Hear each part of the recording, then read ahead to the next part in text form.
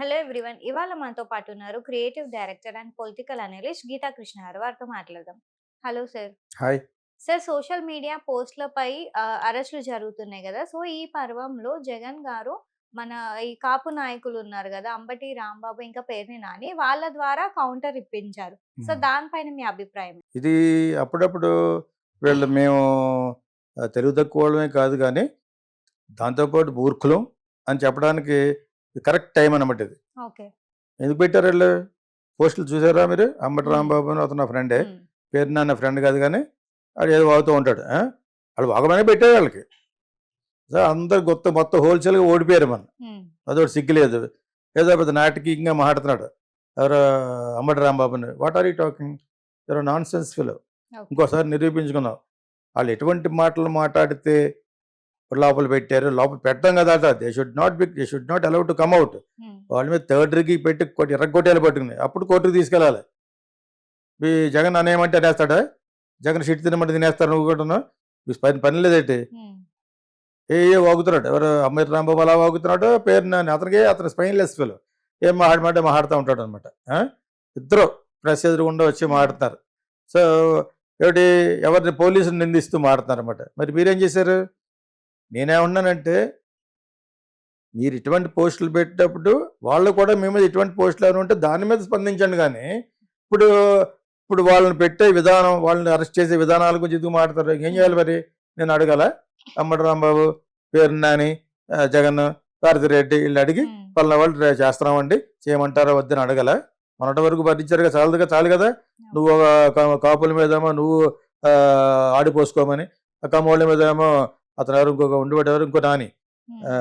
అతన్ని అనమని ఈ భరించలేక చచ్చాం. సోషల్ మీడియా ఓపెన్ చేస్తే మీ ముగ్గురు మొఖాలే వచ్చాయి అస్తమాను. ఓకేనా? హ్మ్. సో, ఇప్పుడు అది అలా కాకుండా మిమ్మల్ని ఓడించి చిత్తుగా మళ్ళా తేరుకోకుండా కొట్టారు. కాకపోతే ఎక్కడో 42% ఇంకా ఉంది కాబట్టి లింగం వాడతాడు మీ వోడు. ఎవడు హ్మ్. జగన్. అది కూడా జాగ్రత్తగా కాపాడుకోవాలంటే న్యాయంగా మాట్లాడాలి. పోస్టులు పెట్టిన దాంట్లో ఎవడన్నా ఇప్పుడు నీ పెళ్ళాన్ని అనుకోమను. నీ కూతుర్ని అనుకోమను. నీ కోడల్ని అనుకోమను. అటువంటివి పెట్టించు. నేను this is accusation I will do on everybody. హ్మ్. ఎవరైతే వెనకాల నుండి చేయించారో అవినాష్ రెడ్డి, భారతిరెడ్డి, జగన్ వాళ్ళందరూ వాళ్ళకే వర్తించాలి. వాళ్ళ మీద పెట్టాలి. పెట్టడం అంటే ఎటువంటి పోస్టులు పెట్టి ఇన్‌స్టాగ్రామ్‌లోనో, ఫేస్‌బుక్‌లో పెట్టాలి. ఓకే. అప్పుడు మీ రియాక్షన్ ఏంటిదో ఆలోచిస్తారు. హ్మ్. సో, అవి చేయకుండా పెట్టిన వాళ్ళు ఏమంటున్నారు ఇప్పుడు మేము జస్ట్ పనిముట్టులు లాంటోళ్ళం. మమ్మల్ని చేయించింది వాళ్ళ అంటున్నారు. నేను ఈ డైలాగ్ 35 సంవత్సరాల్లో పెట్టాను. నా సినిమాలో 'కోకిల్‌లో.' ఓకే. నాజర్‌ని ఇంట్రొడ్యూస్ చేసి నాజర్ క్యారెక్టర్ దొరికిపోతాడు. హ్మ్. దొరికిపోతే వాడు అంటాడనమాట సిబిఐ ఆఫీస్ కొడతా ఉంటాడు. హ్మ్. కొడుతున్నప్పుడు నేను జస్ట్ పనిముట్టిని నా చేతికి ఆ పనిముట్టుని ఇచ్చినోళ్ళని కొట్టండి అంటాడనమాట. హ్మ్. సో, అది నేను ఇప్పుడు మళ్ళా అంటున్నాను. వీళ్ళు పనిముట్లే. అయినా పనిముట్టు ఏం చేయమంటే చేస్తా అన్నప్పుడు వీళ్ళకి 4 దండం దశగుణం భవిత్రగా 4 లాగి ఒక్కొక్కళ్ళని చెప్పాను కదా ఆల్రెడీ ఎవడు హ్మ్. పాటించట్లేదు. ఇప్పుడు ఆంధ్రప్రదేశ్ పోలీస్‌కి నేను చెప్పేది ఒకటి. చాంగి జైలు ఉంది. హ్మ్. ఆల్రెడీ ఎన్ని సార్లు చెప్పాలి ఇది సింగపూర్‌లోను. అక్కడ కేన్ ఉంటది. పొడుగ్గా. ఆ కేన్‌తో చేతులు పైకి కట్టేసి కొడతారు. ఆడు వారం రోజులు కూర్చోడు ఒక్కొక్క దెబ్బకి. హ్మ్. 2 దెబ్బలేస్తే చాలు. కూర్చోడు ఆడు. అలా ఉండిపోతాడు. ఆ! అటువంటి శిక్ష వేయాలి ఆళ్ళకి. ఆళ్ళు కొట్టి ఎవ్రీ 2 వారాలకోసారి పోలీసులు రమ్మని వాడు కొడతా ఉండాలి. హ్మ్. కోర్టులో అసలు ఇదేం అవసరం లేదు దీనికి. తప్పు చేశాడు కొట్టాలంతే. హ్మ్. అదే విధంగా తెలుగుదేశంను, జనసేన ఇక వీళ్ళని సపోర్ట్ చేసిన కొన్ని ఛానెళ్లున్నాయి. వాళ్ళని ఇలా కొట్టాలి. అప్పుడే న్యాయం కరెక్ట్‌గా ఉంటది. హ్మ్. అప్పుడు సోషల్ మీడియా బాగుపడుద్ది. సోషల్ మీడియాలో ఇటు మనలాంటోళ్ళు ఎందుకు మాట్లాడుతున్నాం? ప్రజల వాయిస్ ప్రకారం ప్రజలకు తెలిసేటట్టుగా హ్మ్. ప్రజల తరపున ఇలా జరుగుతుంది గవర్నమెంట్‌లో. సెంట్రల్ గవర్నమెంట్‌లో జరుగుతుంది. ఇది ఓట్ల రాజకీయం తప్పితే మీరు బాగుపడడానికి అభివృద్ధి చెందే కార్యక్రమాలు ఒక్కటి లేదు. ఇవన్నీ కంటి తుడుపు. రూ. 10 అక్కడి నుంచి సెంట్రల్‌లో ఇస్తే రూ. 5, 6 తినేసి తినేవేతలోనే ఉంటారిక్కడ. అనేది ఎలా జరుగుతుందనేది అద్దం పడేట్టు చూపించడమే నా వంతు. ఓకే. అర్థమైందా? అలా చేస్తే మరి మీకు ఆళ్ళు హెల్ప్ చేయాలి. ఈళ్ళు చేసేది బొంగు నాకు హెల్ప్ చేసేది. హ్మ్. నన్నేళ్ళు చదివించారా? నన్నేళ్ళు డైరెక్షన్ చేసారా?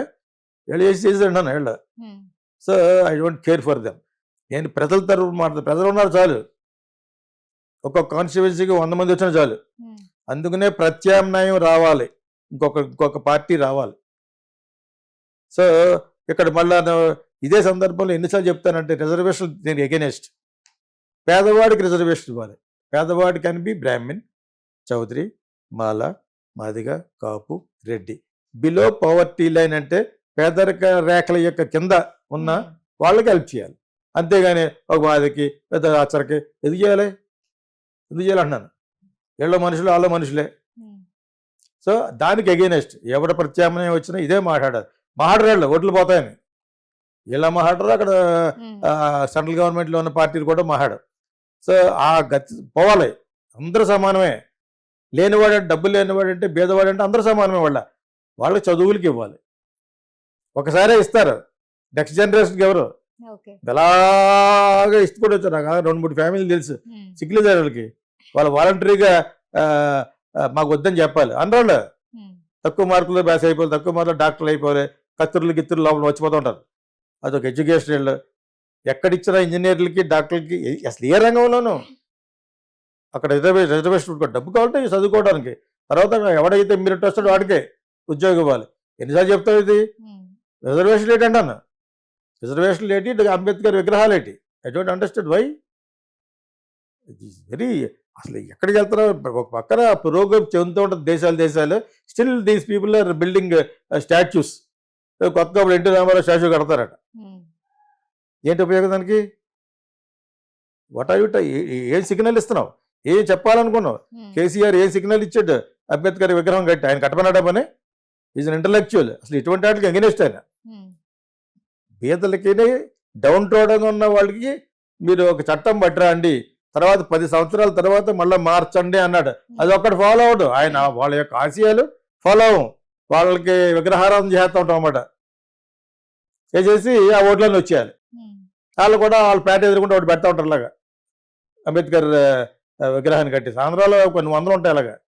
రోడ్డు వెళ్ళిపోతున్నప్పుడు ఇలా అన్నాడంటే అక్కడ మన పిల్ల మాదిగ పిల్ల ఉంటుంది. What the hell is this?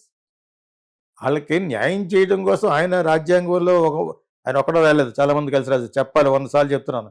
It is not only doctor Ambedkar రాసింది ఒకటే కాదు, అందరూ కలిసి రాశారు. ఆయన ప్రబలంలోకి ఎందుకు వచ్చాడు? ఆయన పార్లమెంట్లో బాగా క్వశ్చన్ చేసేవాడు. ఆయన షుగర్ ఉండి హెల్త్ బాగోపోయినా కూడా వచ్చి ప్రజల కోసం పాటుపడిన, నిజంగా పాటుపడిన పేద ప్రజల కోసం డౌన్ ట్రోడన్ క్యాస్ట్లో ఉన్నారు కాబట్టి పాటుపడిన గొప్ప వ్యక్తి ఆయన. ఆయన యొక్క గొప్పతనాన్ని మీరు ఎలా వాడుకున్నారు? ఓట్ల కోసం వాడుకున్నారు మీరు. అది నా బాధ. ఎవ్రీబడి ఎడ్యుకేటెడ్ అన్నప్పుడు ప్రతి ఒక్కటికి they have a due high respect on doctor Ambedkar, Lal Bahadur Shastri, Swami Vivekananda.